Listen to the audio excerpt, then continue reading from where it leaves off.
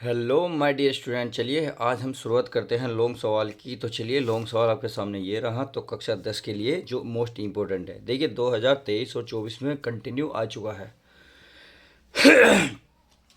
अब हम आगे देखते हैं, यानी कि देखिए क्वेश्चन कितना टफ है, आप खुद ही लैंग्वेज देख लीजिए। दिया कुछ नहीं है और पूछा है स्तंभ की ऊंचाई ज्ञात कीजिए। तो इसमें बोल रहा है जब सूर्य का उन्नयन कोण फाई से थीटा हो जाता है तो क्षैतिज तल पर, यानी कि क्षैतिज तल में खड़े एक स्तंभ की जो छाया है ए मीटर अधिक हो जाती है। स्तंभ की ऊंचाई ज्ञात करें। तो स्तंभ की ऊंचाई हमें ज्ञात करनी है। हम क्या करेंगे, पहले बच्चों डायग्राम बना लेते। पहले क्या बनेंगे, डायग्राम। तो डायग्राम को तो ध्यान से देखिए, क्वेश्चन की लैंग्वेज को समझिए। जब तक ये क्वेश्चन समझ में नहीं आने का, डायग्राम भी समझ में नहीं आने का। ये करा जब सूर्य का उन्नयन कोण फाई से थीटा हो जाता है। अब ये होता कैसे है ये कंफर्म करना है। मान लेते हैं आपकी ये देखिए एक मान ली स्तंभ है, ये आपको दिख रहा होगा। देखिए स्तंभ, ये मैंने मान लिया स्तंभ है, सही है। अब इसकी ऊंचाई तो उन्होंने दे नहीं रखी, ऊंचाई बूझ रहा है तो मान लेते हैं एच मीटर है। एच मीटर ऊंचा है कोई स्तंभ, सही है। चलिए मीटर भी इसमें लिख लेते हैं, मैंने लिख लिया। अब तो क्षैतिज तल में खड़े एक स्तंभ, क्षैतिज तल में खड़े एक स्तंभ की छाया ए मीटर अधिक हो जाती है। यानी कि पहले कुछ छाया होगी इसकी, मान लेते हैं ये इसकी छाया है पहली वाली। क्लियर।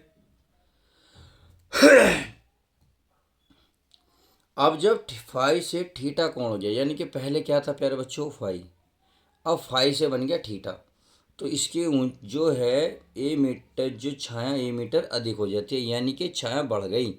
यानी कि पहले, अब बच्चों पहले छाया ये थी, अब हो गई मान लो ये वाली। तो ये जो कोण बने इस तरीके से बना, ये वाला। तो यहाँ बन गया प्यारे बच्चों फाई। बस इतनी सी इस लैंग्वेज का खेल है। इसने जो दिया है यहाँ दे रखा है ए मीटर अधिक हो जाते हैं, यानी कि ये वाला हिस्सा ए मीटर अधिक हो जाता है। अब इतना हो गया, बस आपको क्या करना, अब इनके नाम रख देना। ए, पंडित को बुला के इनके नामकरण कर दो, ए बी सी, और इसका हो गया डी, सही है। अब नामकरण भी हो गया, ए बी सी भी हो गया, फाई और थीटा भी हो गया। अब हम क्या करेंगे, इसे हल करेंगे। तो पहला आप थोड़ा सा लिखेंगे, माना स्तंभ जो है कौन सा, सी डी की ऊंचाई एच मीटर है, सही है। चलिए लिख लेते हैं। तो ये मैं यहाँ लिखता हूँ।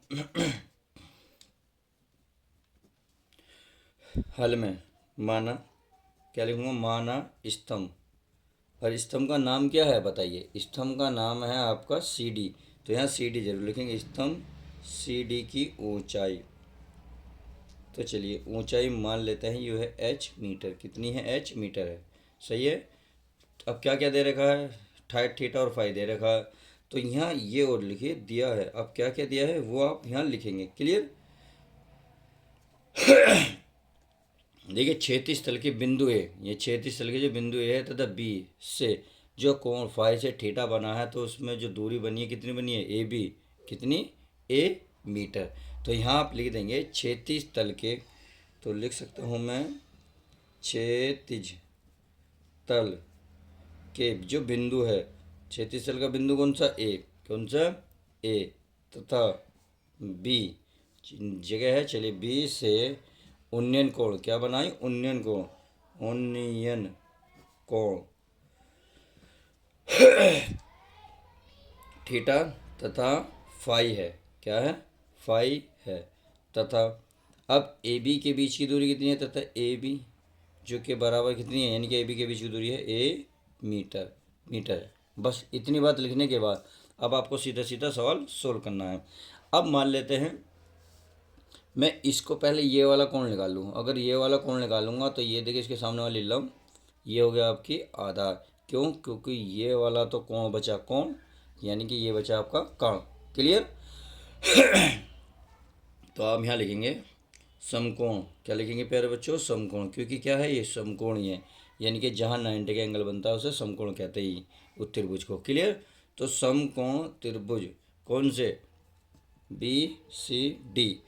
तो बी सी डी में ये है आपका टेन फाइव बराबर एच, यानी कि लंब बटे आधार, आधार क्या, बी सी। अगर मैं बी सी को दे दूँगा टेन फाइव इधर आ जाएगा, तो हो जाएगा बी सी बराबर एच बटे टेन फाइव। आप चाहो तो इसे समीकरण 1 मान सकते हो। सही है।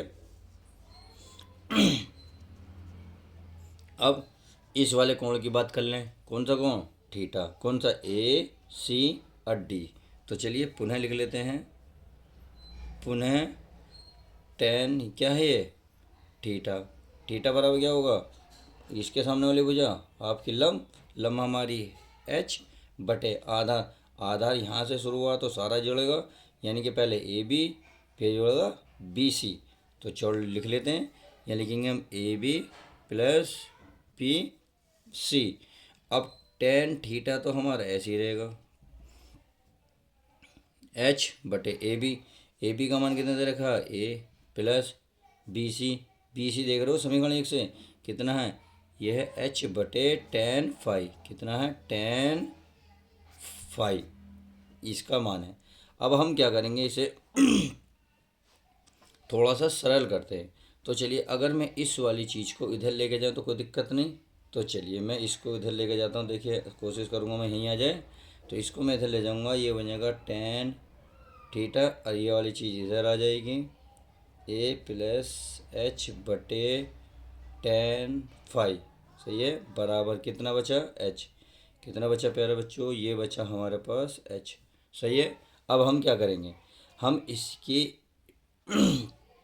एलसीएम लेंगे। जब हम इसका एलसीएम लेंगे तो एलसीएम लेने के बाद ये फाइव जो है उधर पहुंच जाएगा। तो देखिए ये आ जाएगा हमारा टेन, क्या है ये? ए टेन क्या आ जाएगा? फाइव प्लस ये बच जाएगा एच बराबर ये इधर आ जाएगा, यानी कि एच टेन फाइव आ गया। अब मैं अगर इसमें अंदर गुणा करूँ कोई दिक्कत तो नहीं? अच्छा थीटा है, थीटा रह गया। तो इसके अंदर मैं गुणा कर लेता हूँ, टेन यू ए पहले आ जाएगा, ये हो जाएगा टेन क्या है? थीटा। अब इसकी इसमें गुणा करो, ये हो जाएगा एच टेन थीटा बराबर ये है एच टेन और ये फाइव। अब इसको मैं उधर लेके जाना चाहता हूँ तो इधर बचेगा आपके पास अच्छा दो, एक चीज़ ये भी बच गई पे, ये भी बच गई प्यारे बच्चे यहाँ पे। तो ये बच गया हमारे पास टेन फाइव। तो इसको उधर ले जाए तो ये बचेगा आपके पास A ten theta into ten five बराबर ये एच टेन क्या है बच्चों? ये बचेगा आपका, ये बचेगा फाइव और ये वाली चीज़ तो जाएगी माइनस हो जाएगी। तो एच टेन और ये थीटा। अब देखिए इसमें एच कॉमन है, क्या? एच कॉमन है। तो ये बचेगा ए टेन थीटा इंटू टेन क्या? फाइव बराबर जब मैं एच कॉमन लूँगा तो ये बचेगा टेन फाइव माइनस और ये बचेगा टेन थीटा। सही है। अब ये गुणा वाली चीज़ कहाँ जाएगी? इसके भाग में, और यही आपका राइट आंसर आ जाएगा। यानी कि मैं यहाँ अगर मैं लिखना चाहूँ एच बराबर, तो पहले तो ये लिखा जाएगा A ten theta into ten five बटे ये वाली चीज़ आ जाएगी बटे में, यानी कि ten five minus tan theta और यही इसका राइट आंसर आ जाएगा। क्यों? उसने यही बूझा है कि स्तंभ की ऊंचाई, स्तंभ यानी कि सी डी यानी कि एच का मान बूझा है। तो आप यहाँ हिंदी में लिख सकते हो, अतः स्तंभ सी डी की ऊंचाई बराबर ये मीटर है। बस यही आपका राइट आंसर आ जाएगा। तो चलिए अब लॉन्ग सवाल एक और देख लेते हैं। चलिए अब अगला क्वेश्चन आपके सामने है। देखिए मेरी तबीयत ख़राब है इसलिए मैं वीडियो में थोड़ी सी दिक्कत हो रही होगी आपको। आगे है, ये कह रहा है 30 मीटर ऊंची एक मीनार की चोटी का उसी समतल भूमि पर खड़ी मीनार के आधार से अवनमन कोण 60 डिग्री है तथा दूसरी मीनार की चोटी का पहली मीनार के आधार से उन्नयन कोण 30 डिग्री है। दोनों मीनार के बीच की दूरी तथा दूसरी मीनार की ऊंचाई ज्ञात कीजिए। बहुत सिंपल क्वेश्चन है, बस लैंग्वेज थोड़ी सी घुमा के ये देखिए। पहले क्वेश्चन शुरू से बढ़िए। 30 मीटर ऊंची एक मीनार की चोटी का उसी समतल पर खड़ी मीनार के आधार से उन्नयन कोण 60 डिग्री है। यानी कि दो मीनार खड़ी हैं एक तरफ, तो एक तरफ मान लेते हैं ये मीनार हो गई और एक तरफ मान लेते हैं ये मीनार हो गई, क्योंकि कोण बदले में है इसलिए छोटी बड़ी होंगी। क्लियर? तो इसने कहा 30 मीटर ऊंची, ये है जी 30 मीटर ऊंची कोई मीनार। सही है, मान लेते हैं ये इसकी 30 मीटर ऊंचाई हो गई। अब कह रहे हैं ये मीनार की चोटी, ये रहा चोटी से उसी समतल भूमि पर खड़ी मीनार के आधार, आधार बने नीचे वाली का उन्नयन कोण 60 डिग्री, यानी कि ये वाला जो कोण ऐसे देखा गया है। तो ये प्यारे बच्चों ठीक है, समतल माने भूमि पर खड़ी हैं, तो यहाँ जो है 60 डिग्री का कोण बना है। इतनी बात समझ में आ गई। अब आ गया तथा दूसरी मीनार, यानी कि पहली मीनार ये हो गई, दूसरी मीनार ये, दूसरी मीनार की चोटी का इसकी चोटी का पहली मीनार के आधार से, यानी कि इसके आधार से उन्नयन कोण 30 डिग्री। देखो कोण छोटा है तो इसका मतलब ये छोटी होगी, तो ये बन गया कोण आपका कितना बन गया 30 डिग्री का। तो ये बन गया ये आपका 30 डिग्री का कोण। क्लियर। चलिए, तो ये कह रहा है दोनों मीनार के बीच की दूरी, यानी कि इसके बीच की दूरी मान लेते हैं x है, ये पूछ रहा हूँ दूरी, तथा दूसरी मीनार की ऊंचाई, यानी कि ये जो बची इसकी तो ऊंचाई दे रखी है, इसकी ऊंचाई पूछ रहा है, यानी कि h कितनी h। तो चलिए अब हिंदी तो आप लिख ही लोगे कि पहली मीनार के। चलिए इसका अगर मैं नाम देना चाहूँ तो नाम दे सकता हूँ। नाम चलिए दे लेता हूँ मैं, ए मान लेता हूँ, बी और ये मान लेता हूँ आप, सी और ये हो गया तो फिर डी। तो पहली मीनार क्या हो गई बी सी, या हाँ बी सी या सी भी क्या हो। और दूसरी मीनार क्या हो गई ए डी, ए माने ए डी की ऊंचाई कितनी h मीटर, तथा दोनों मीनार ए डी तथा बी सी के बीच की दूरी मान ली x मीटर। बस आपको हिंदी लिख देनी है। क्लियर। तो चलिए अब यहाँ से हम पहले अगर मैं इसकी वैल्यू निकालूँ किसकी, यानी कि चलिए मैं इसके 10 60 की निकाला था समकोण, क्या समकोण।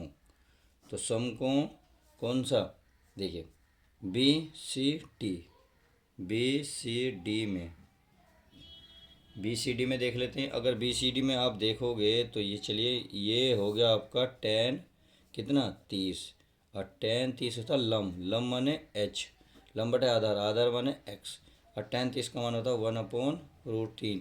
तो h बटे x, x की इधर गुणा करो, इसकी इधर गुणा करो, तो x के एक में करोगे x, इसकी इसमें करोगे तो h√3। ये हो गई समीकरण 1। सही है। अब आगे चलते हैं। अगर मैं आगे की बात करूँ तो अब लेंगे 10 60, यानी कि ये वाले कोण। तो ए बी सी में, तो लिख लेते हैं त्रिभुज ए बी सी में 10 कितना 60, और 10 60 होता है लम, लम माने सामने वाले भुजा कितनी है 30 बटे आधा कितना है x। तो चलिए x मान लेते हैं। अब 10 60 का मान होता है √3 बराबर 30 बटे x। तो x इधर पहुंच जाएगा, √3 इधर पहुंच जाएगा, तो ये हो जाएगा x बराबर 30 बटे √3। अगर आप √3 की ऊपर नीचे गुणा करो, क्यों, क्योंकि 3 से 3 कटता नज़र आ रहा है इसलिए करनी पड़ेगी। तो करेंगे तो हम देखेंगे यहाँ x बराबर ये बचा 30 √3, तो रूट से रूट कटेगा 3, 3 से कितनी बार कटा 10, तो x का मान आया 10√3। इतनी तो आगे बात समझ में। अब जब इतनी बात समझ में आ गई तो चाहो तो इसे आप समीकरण नाम 2 दे सकते हो। अब देखिए समीकरण 2 से x का मान समीकरण 1 में रख लो, इससे क्या होगा हमें x की वैल्यू h का मान भी मिल जाएगा। तो यहाँ लिख लूँ मैं x बराबर कितना 10√3 समीकरण 1 में रखने पर। तो चलिए 1 में रख लेते हैं, ये है आपके पास x, और x का मान क्या है 10√3 बराबर यहाँ क्या है h√3। क्लियर। अभी गुणा की चीज़ कहाँ जाएगी भाग में, अर्थात आप इससे h का ये काट देंगे तो आप देखेंगे h बराबर कितना मिलेगा 10, तो 10 हो जाएगा 10 मीटर। तो आप लिख सकते हैं जो आपने हिंदी लिखी है कि दूसरी मीनार ए डी की ऊंचाई बराबर कितनी मानी थी h, और h का मान कितना आया 10 मीटर, तथा दोनों मीनार कौन सी ए डी तथा बी सी के बीच की दूरी कितनी मानी थी प्यारे बच्चों हमने x, और x का मान कितना 10√3। यही आपका फाइनल आंसर हो जाएगा। उम्मीद है अच्छे से समझ में आ गया होगा। तो चलिए मिलते हैं नेक्स्ट वीडियो के साथ। मेरी थोड़ी तबीयत ख़राब है इसलिए मैं थोड़े सवाल कम करा रहा हूँ।